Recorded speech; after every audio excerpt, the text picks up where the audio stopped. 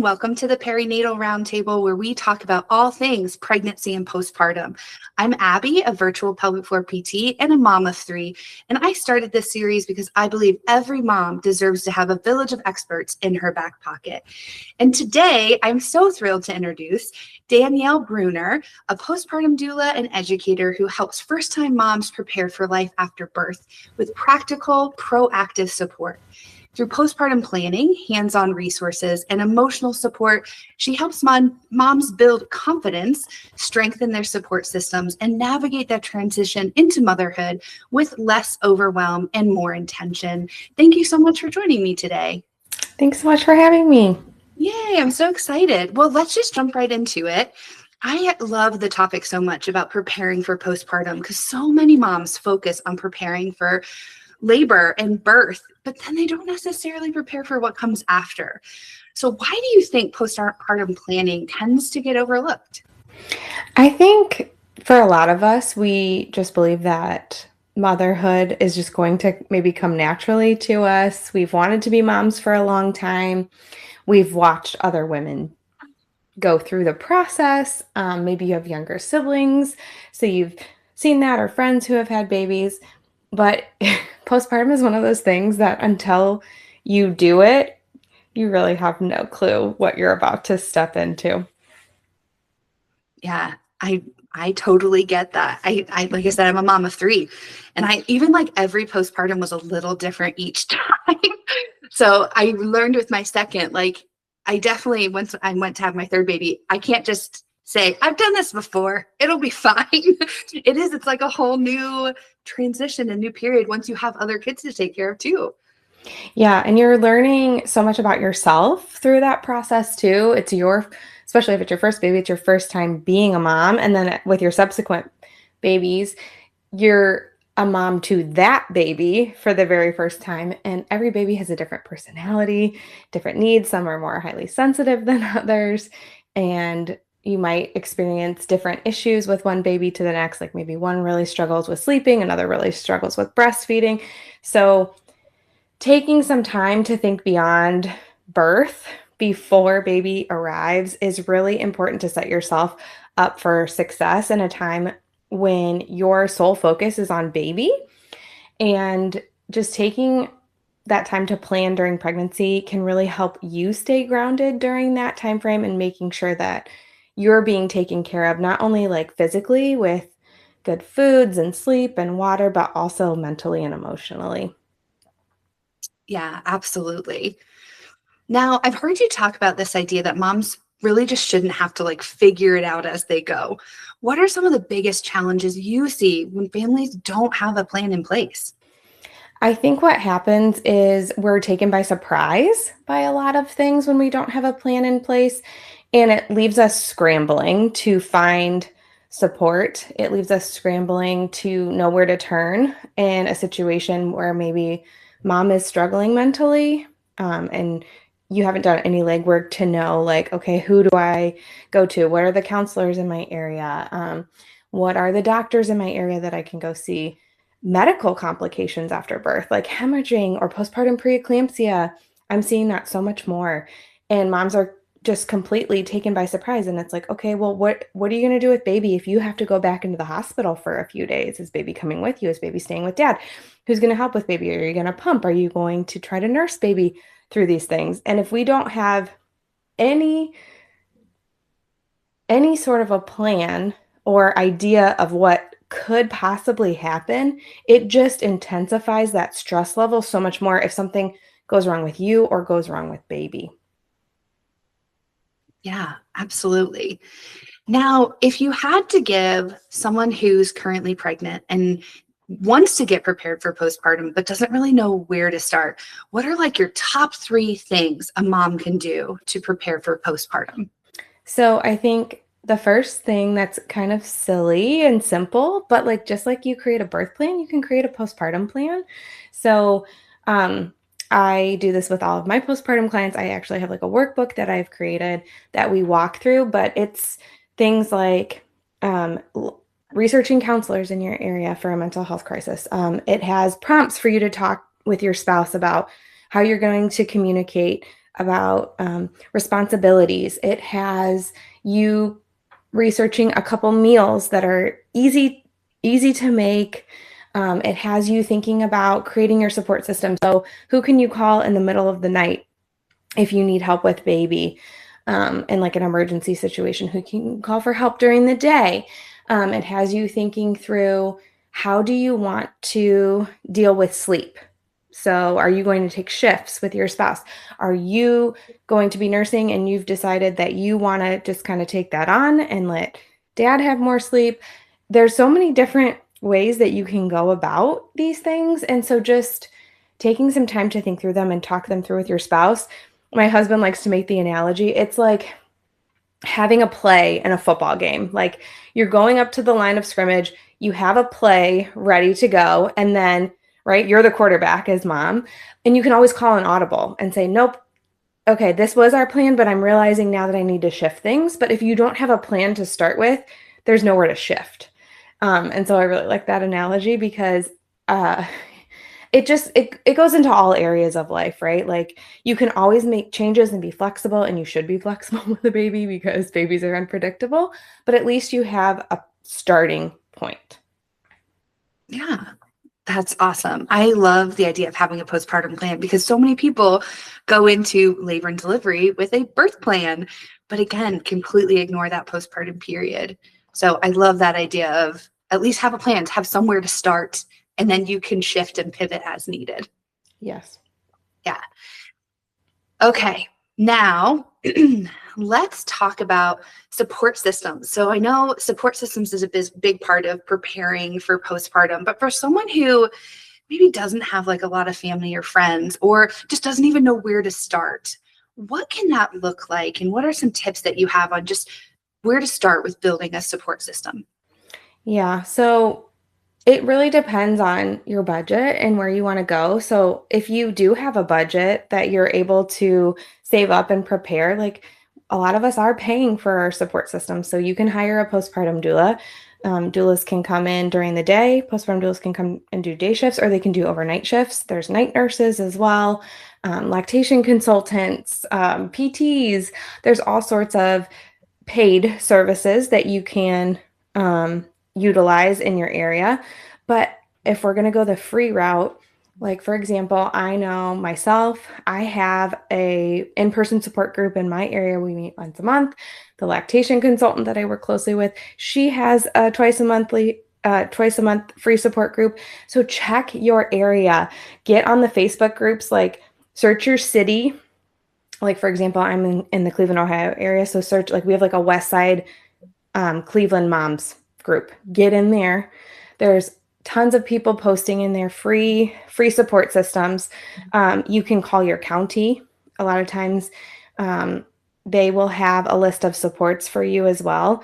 And then also just look for not necessarily support groups, but, like, for example, we have the Mom Walk here, and there's a Cleveland one, there's one in Akron now, and there's one in Amherst where I live.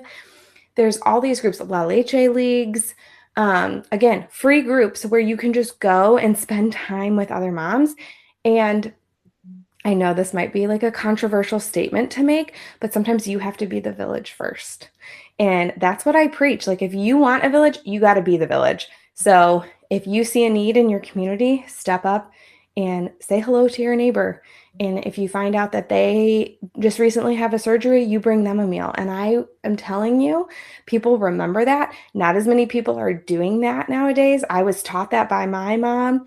And so that's just how I've lived my life. And because of that, people have returned the favor to me when we've gone through difficult situations or times, whether that was postpartum or losing a family member.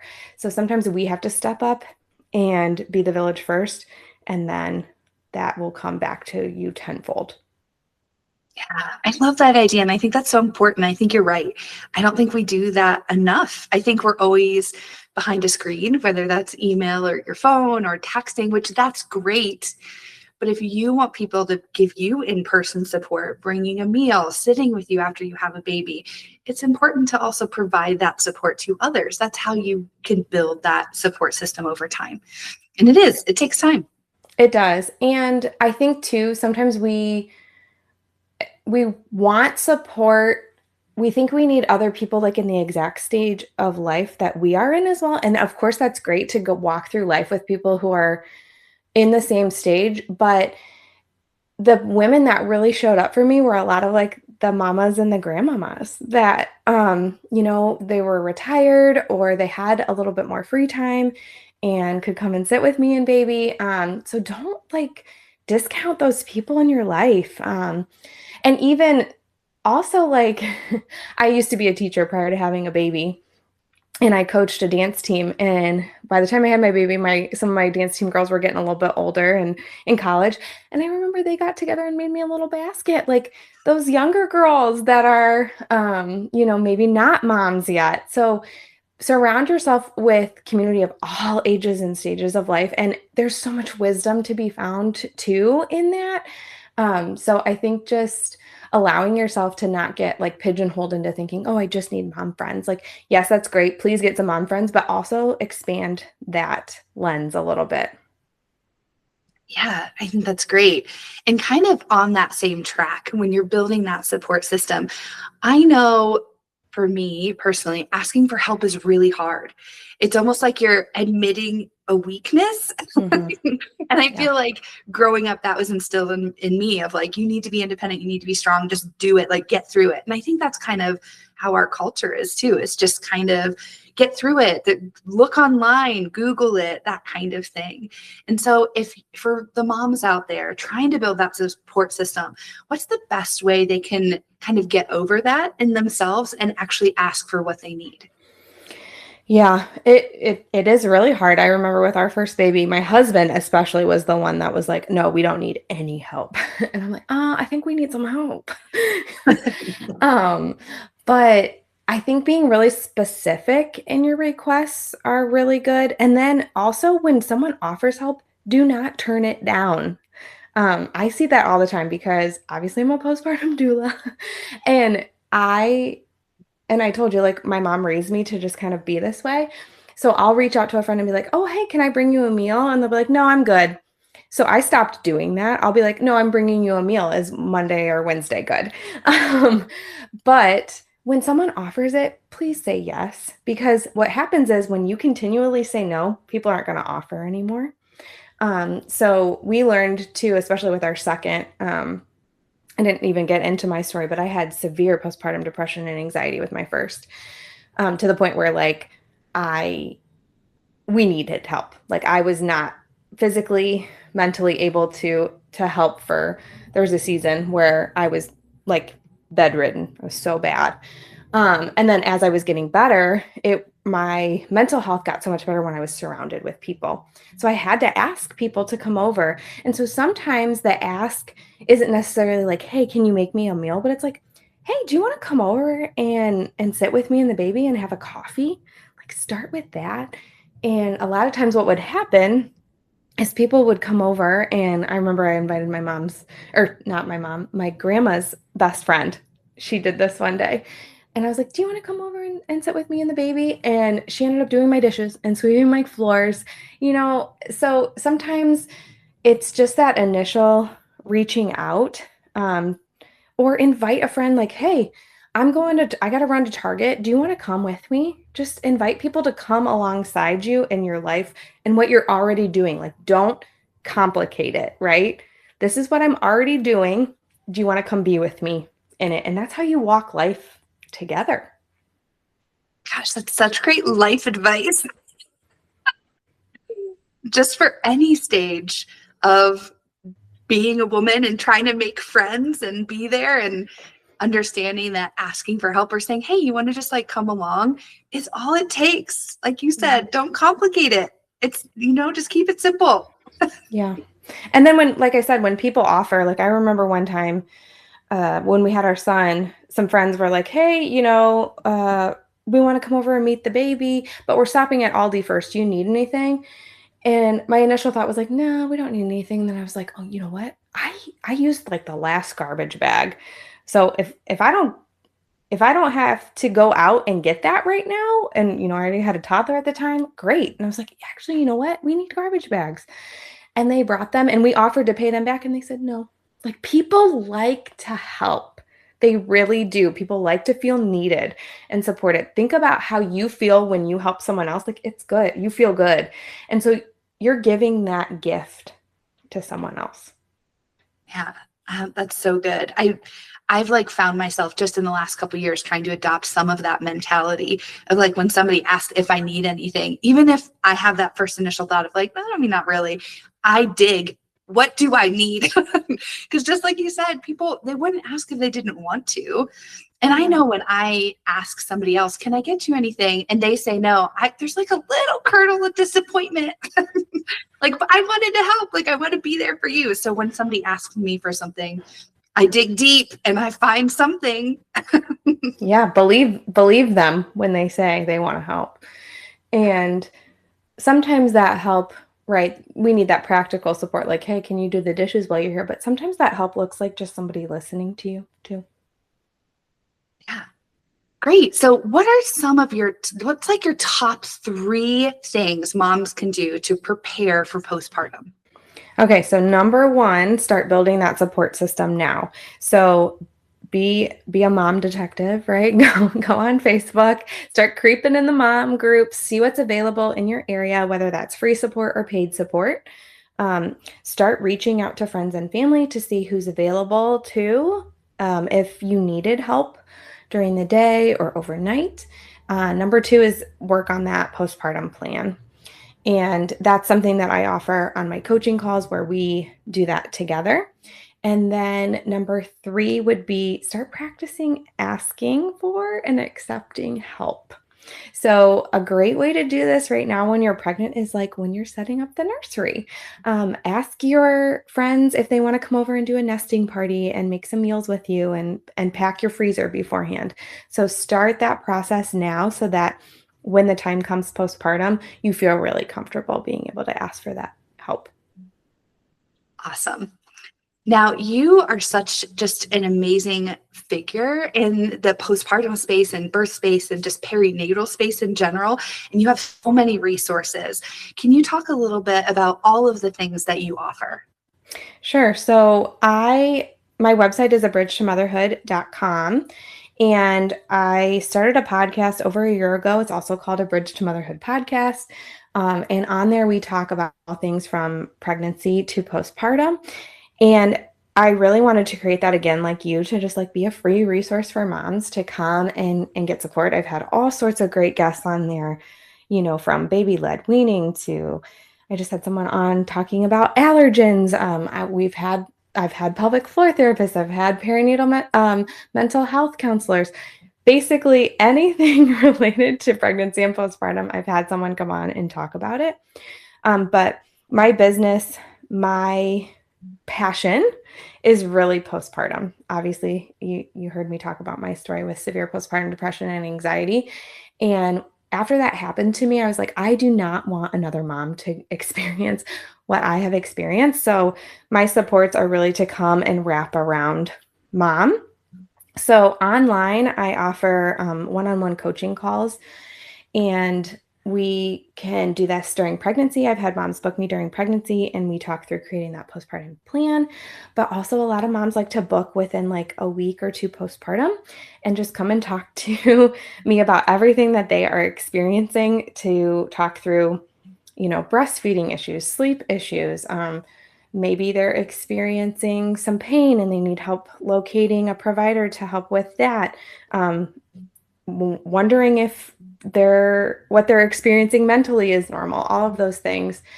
So I do offer that. And then I have lots of free resources on my website as well. A mental health toolkit that I've created that's free, abridgetomotherhood.com/toolkit.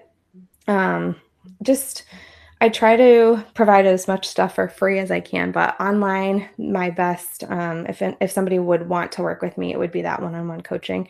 And then I'm in the Cleveland, Ohio area, and that's where I do my in-person postpartum doula support. Awesome.